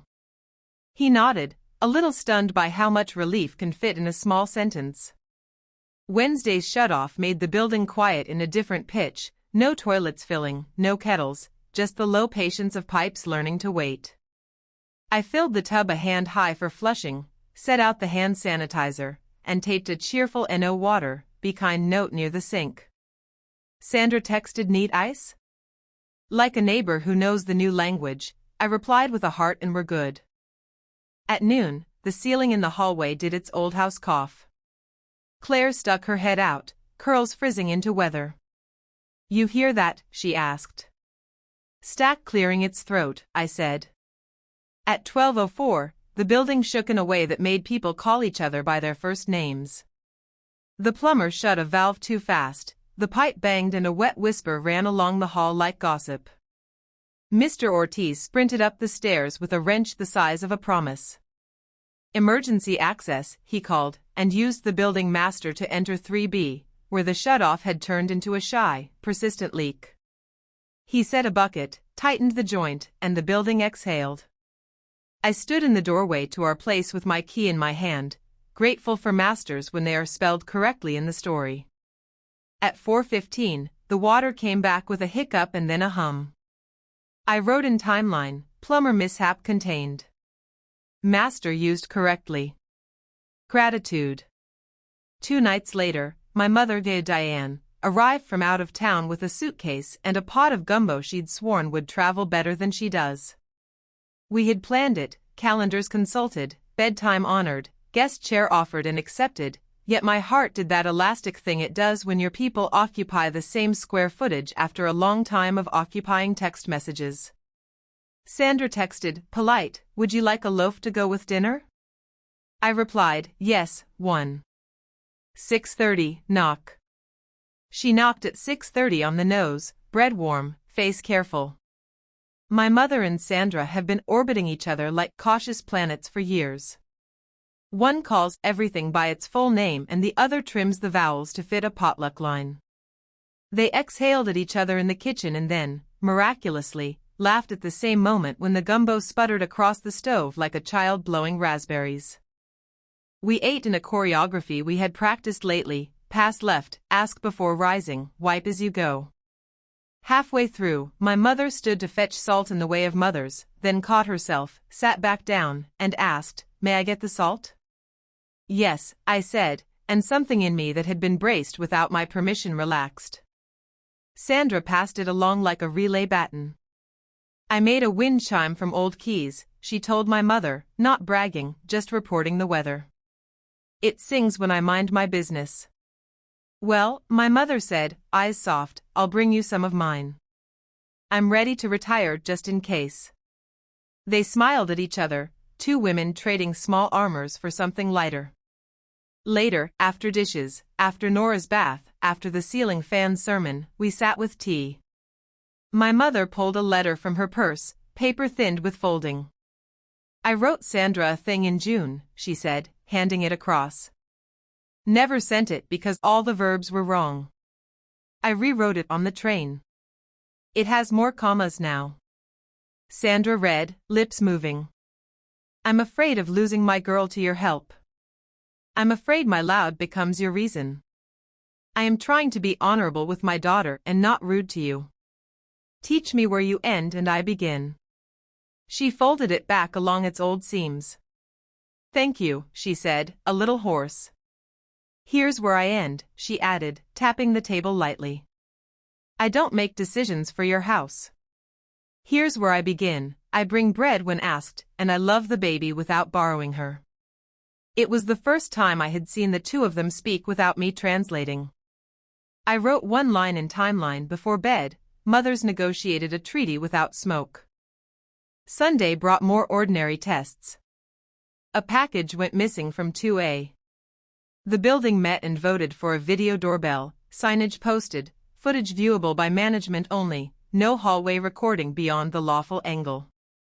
"Privacy and safety can be roommates," Mr. Wang said, tacking up the notice with his neat hand. Ms. Patel reviewed the policy and nodded in email form. "Signage is consent," she wrote. "Angle is kindness." Thursday's buyer window arrived like another pop quiz. This time, they showed up at 12:31 with Mr. Huang present, badges visible, demeanor scrubbed. The agent kept his eyes on the thermostat and away from our bedroom door. "We'll be quick," he said. "We're pricing new boilers." "Boilers are excellent," I said, because I believe in heat that can be measured. As they left, he paused at the door and tried the charm he had practiced in a mirror. "You folks seem organized," he said. If we close, you'll be the tenants we want to keep. We're the tenants we want to be, I said, and he laughed in that startled way people do when the sentence rearranges the furniture in their heads. On my way back from the school on Friday, I stopped at the church for consent and care and found Pastor Elaine marking chairs with tape, evenly spaced like breathing. Will you co-lead next month? She asked. 5 sessions, door papers, tenant rights 101, boundaries scripts, love after locks, and holidays with calendars. I'm a teacher, I said, smiling. I brought pens. She grinned. I thought you might. When I returned home, the hallway smelled like garlic and new ideas. Mr. Bryan waved from his door, his father behind him eating pudding with concentration. The freezer log changed my life, he said, and I believed he meant it. That night, the wind shook the retired key chime into song, and for a second I remembered the magnetic undermat box like a dream you're glad you woke from. Caleb sliced the last of the peaches and said, "We'll need apples soon," like a person who has learned that seasons change and some fruits are also sentences. I wrote the last line of Part 10's Life in Timeline, rogue access denied. Mothers negotiated commas. Building chose angles. We kept our verbs. Then I closed the book and let the apartment turn itself into night. At 5:17 on a Wednesday, too dark to be morning, too noisy to be night, my phone buzzed with Sandra's name. I answered because emergencies don't check the calendar. I'm on the porch, she whispered, breath frosting the line. I ran the trash out in my slippers and the door clicked. The deadbolt, it's fussy. I used to keep a spare under the frog planter. She let out a small laugh that wasn't funny. I retired the frog. We're coming, I said, already pulling on jeans. Do not wander. Do not try the window. Caleb was up before his second sock found its mate. We drove through a neighborhood that still smelled like sprinklers and last night's toast. Sandra stood under her porch light wrapped in a cardigan and the dignity of someone trying not to cry over a thing she knows is small and also not small at all. The retired key's wind chime clinked a modest sympathy in the breeze. Slippers, she said, as if confessing to something worse. I knelt to look at the deadbolt. The cylinder had turned itself into a stubborn old man, the key wobbled but wouldn't seat. We'll call a locksmith, I said, phone already in my hand. Our guy, Luis. We'll do this clean. She nodded, arms crossed like a church lady in a draft. Thank you, she said. I was tempted to, you know. She glanced at the frog planter. But then I heard your voice, we knock for everything else. Luis arrived at 5:42 with a thermos and the gentle competence reserved for people who fix simple disasters. He examined the faceplate, hummed a tune that sounded like Patience, and worked the cylinder with a slim tool until the bolt admitted it was wrong. You need a new Euro, he said. This one's been overloved. Sandra looked at me, waiting for the new language. I nodded. Please proceed, I told Luis, and we'll do an on-site key inventory after. He smiled at the phrase, like a man who appreciates a family that can name its tools. Once the new cylinder was seated and the door opened on the soft familiar smell of her house, lemon oil, coffee, hymnals, Luis cut 2 keys on his little machine. How many copies in circulation? I asked gently. Sandra lifted her chin, honest in that way she's been practicing. 1 for me, she said, 1 for Caleb if needed, and 1 I loaned to Aunt Lorraine last year. She made a face. For just in case. We can trade the just in case for invited, I said. Text her to bring it by today. We'll add it to the wind chime and make a fresh plan. She texted. A minute later, 3 dots appeared, then a reply, I'll swing through at lunch. Don't start without me. We all laughed because the sentence arrived in the old language but the plan belonged to the new. Luis finished, labeled a small invoice, and, at my request, wrote a line across the bottom, keys issued, to, Sandra 1, Ron/Caleb household 1. No spares authorized.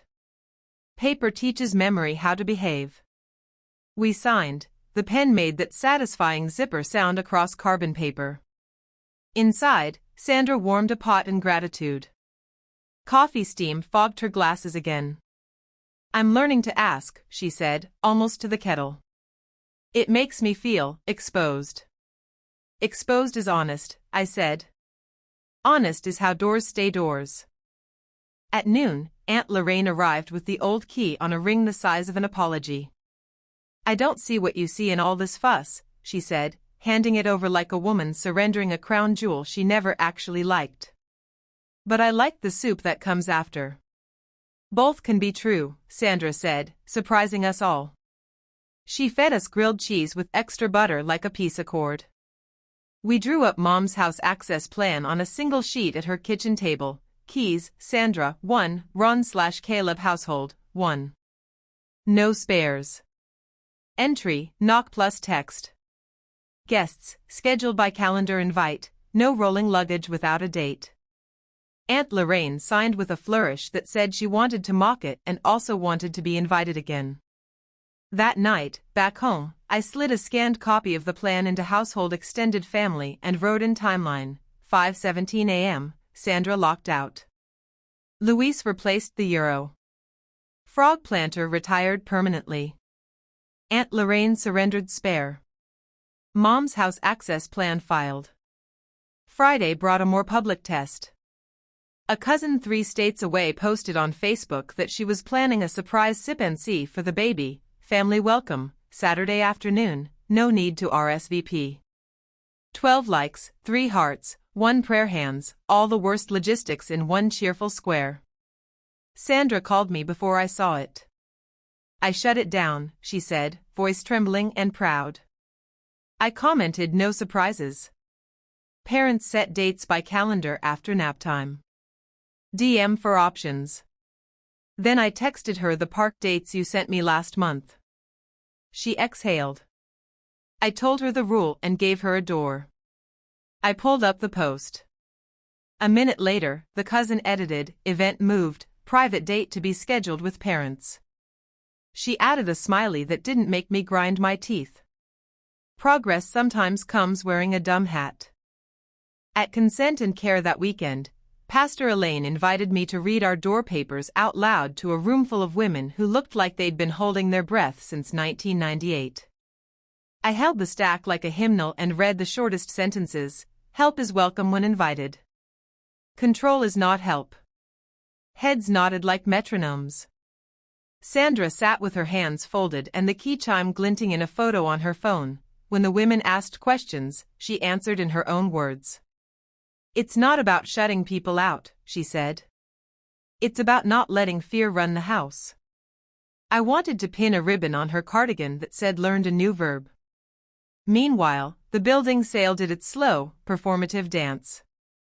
The proposed buyer sent another glossy one-pager full of words that mean we'll improve the lobby and make the laundry room shinier while keeping your rent legal. Mr. Huang added a sticky note to the bulletin board, tenant meeting Tuesday, Q&A. He is a good man with a stapler. Before the meeting, Ms. Patel sent a cheat sheet, questions to ask buyers, boilers timeline, construction hours, elevator shutoffs, tenant liaison name, emergency access protocol, no entry without tenant clause. I printed 2 copies and put one in my tote, one in Claire's. We arrived with pens. The buyer's agent looked at our list like a student looks at a pop quiz he secretly needed. Construction hours? I asked. 9 to 4, he said. No weekends. Elevator shutoffs? Posted a week in advance. Emergency access? Master key only, with management present. He grew more respectful with each answer, as if we had finally introduced ourselves as the adults in the room. After the meeting, he approached me and Claire with a business card and a face that had learned to be polite. If you're forming a tenant committee, he said, we'd like a liaison. We already formed one, Claire said, smile like a sharpened pencil. We'll send you our email.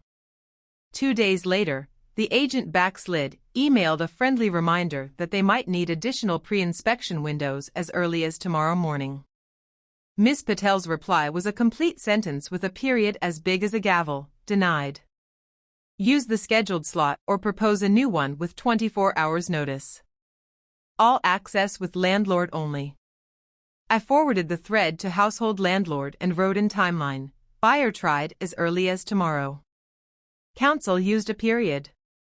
Then came the twist I didn't expect. Sandra asked us to change her locks, again. Not because of a mistake, but because she was ready to do what I had done at the beginning: retire old habits fully. Will you be there? She texted. I'd like you to watch me give up just in case for good. We stood on her porch with Luis and the wind chime and the frog planter empty and innocent forever. She placed an old metal box on the table, keys she'd kept for decades, labeled in her tidy hand: Lorraine, Donna, choir, back gate, garage, niece's house, 2006. We laughed until we cried. She fed the most outdated ones to the wind chime with a small ceremony. The rest she returned to proper owners with a text and a photo and a sentence that sounded like a new hymn: I'm updating my access plan. Please knock. After, we ate pound cake from a paper plate and watched the keys sing themselves into a different purpose. I thought I needed spares because I was alone, she said. Turns out I needed a calendar and a sentence. You needed both, I said, because both felt like our family's new religion. Back home, I found the timeline had grown thick enough to have a weight that mattered. I flipped to a fresh page and wrote the day's last line: pre-dawn lockout tested the new language, we spoke it. Cousins sip and see became a calendar square. Buyer learned to use punctuation. Sandra retired the frog and the fear. I tucked the notebook away and let the ceiling fan make its slow, faithful weather over our small, legal miracles.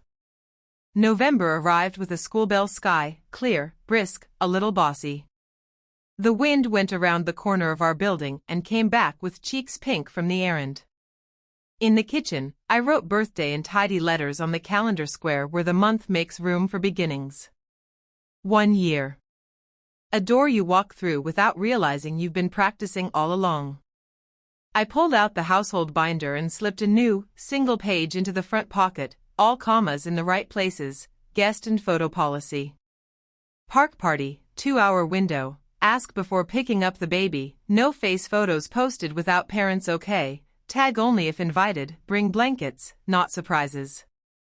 I read it out loud, to hear if it sounded like warmth or warning. Caleb nodded, mouth curving. It sounds like a quilt with binding, he said. Soft, but it holds. Sandra texted at 8:14, how may I help for the birthday? Menu? Balloons? Who's cooking? 3 questions in one bubble. I smiled. You may bring deviled eggs and your cornbread, I wrote. No balloons, windy. We're at Willow Park, 2 to 4. Please send your invites as a calendar forward, not a group text. Thank you for asking first. She replied with a heart and a small egg that looked like a joke and a promise. At school, the copy machine made that old faithful hum while I ran a simple flyer for our door: party 2 to 4, please knock if you need the oven. Mr. Huang had posted NO construction weekends in the lobby after the buyer tried a Saturday quick check. I took a photo, CC'd Ms. Patel, and wrote in timeline: renovation hours confirmed. Weekend safe. Boring victories are the kind that fit in your pocket. The night before the party, we made a cake the way you teach a lesson: ingredients, sequence, small kindnesses. Caleb measured flour like a man who has learned how to care in grams and ounces. I zest a lemon into the bowl. The kitchen woke up like someone had just told a joke it wanted to hear again. When the timer rang, we stood shoulder to shoulder and watched the top spring back under my finger. Perfect, he said, voice low enough that the word could land without breaking. Morning smelled like coffee and an errand list written in the kind of pen you save for good forms. I packed the door papers in case someone arrived with a generous idea that needed a boundary. Sandra texted her calendar forward with 5 names: Aunt Lorraine, Mrs. Turner from choir, 2 church friends I'd met, and Cousin D who had learned to DM after the sip and see debacle. Each had accepted the invite, names on the app like polite little place cards. I exhaled and put my phone down, the way you set a glass where it belongs. Willow Park spread its November like a picnic cloth, brown grass holding on, swings complaining lightly, the pond pretending to be a mirror. We staked a blanket near the willow, the wind moving its branches like a teacher's hand directing traffic. I taped the guest and photo policy to a picnic basket, not because I planned to police joy, but because I like when rules don't make people guess. Sandra arrived at 1:50 with deviled eggs aligned like a choir and cornbread that steamed under its foil. She wore a scarf the color of ginger tea and an expression that asked permission before it asked for a hug. "I brought wipes and a trash bag," she said, as if that were poetry. It was. Guests came in the neat trickle of people who respect clocks. Aunt Lorraine wheeled a small cooler, stopped herself at the blanket's edge, and asked, "May I set this here?" It felt like a swallow making the right turn at the right time. "Please," I said, and we made space. Mrs. Turner from choir brought folding chairs with the practical triumph of a woman who never shows up empty. "Your policy sign is so kind," she said, reading it like a benediction. "Not bossy. Clear." She tapped the line about photos, then tucked her phone deeper into her bag like it had just remembered it was not the main character. At 2:17, Cousin D arrived breathless and alone, no entourage, no pop-up. She put her hands up like a person approaching a guarded gate. "I brought bubbles," she said. "Ask me where to put them." I pointed to the grass patch beyond the blankets and thanked her for the sentence. She grinned and asked if she could post a picture of the cake without faces. "Photo of the cake only," I said. "Tag the park ducks if you must." We both laughed like people relieved to find a joke where there used to be a fight. The sun did its late fall thing, gold without heat, while Nora practiced generosity with crackers, offering one to everyone in reach and then changing her mind and taking it back. At 2:43, a woman I didn't know edged near with a phone lifted, that half-apologetic, half-automatic posture. "I volunteer at the rec center," she said. "Your baby is so," she made a gesture that meant postable. Sandra stepped gently between us the way you step between a toddler and a stare. "We don't post faces," she said, smiling like a neighbor. "Cake is fine. Ducks are stars." The woman's shoulders dropped. "Got it," she said, and turned her camera to the willow's hair. The only bump came at 3:05 when Aunt Lorraine, caught in anti-momentum, scooped Nora up without asking. It was a reflex older than the wind chime. I saw it, Sandra saw it, and for a second we all waited to see which language would be spoken. Sandra put a hand on Lorraine's arm, light as a comma. "Ask her mama," she said, not a correction, just a railing offered on a staircase. Lorraine blinked, then laughed at herself, a good laugh. "May I hold the birthday girl?" she asked. "For one song and one photo of the back of her head." "Yes," I said. Someone started humming "You're My Sunshine" like a truce tune, the wind agreed. At 3:50, a neighbor from across the park wandered by, drawn by the cake and the polite laughing. "Is this the Carter baby?" she asked. "I know the building sale guy, he says tenants like you make life easier." I smiled without giving the smile a job. "We make our own life easier," I said. "They get the benefit." She nodded like a woman who might try that sentence on later to see if it fits. We packed at 4:01 because I like to leave a place the way I hope to find it, clean, light footprint, crumbs for birds only. Sandra gathered stray bubbles, Aunt Lorraine folded blankets with the same precision she uses on the church altar cloths, and Caleb loaded the cooler like a Tetris champion. We left the park with less than we brought, which felt like good math. Back home, the hallway smelled like someone learning to cook curry and someone else doing laundry wrong and trying again. The retired key wind chime on Sandra's porch made a note or two. She had hung a tiny tin one on it like a medal. "Birthday charm," she said, shy proud. For the year we learned to knock. I touched it with a fingertip. It clicked against a retired garage key like applause in miniature.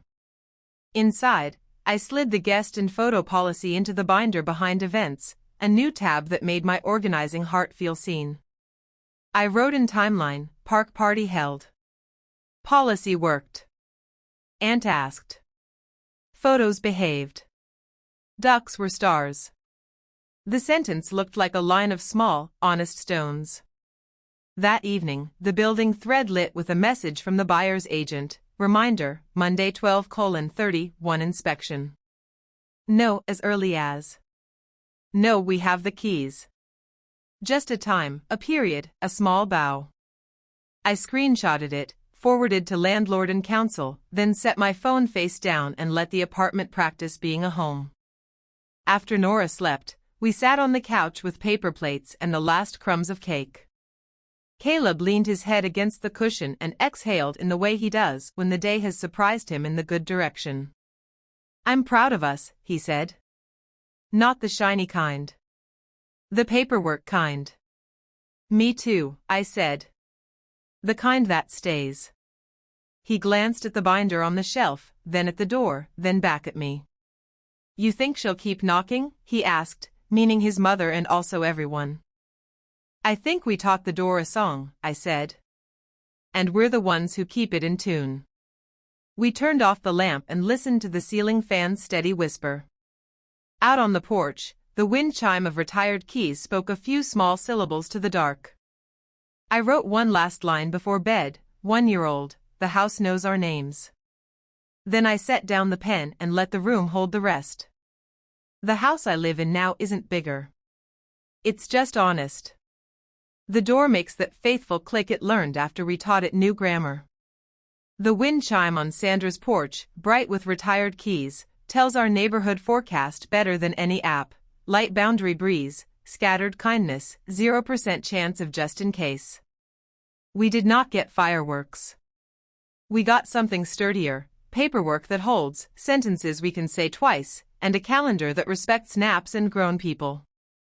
I used to think survival was dramatic.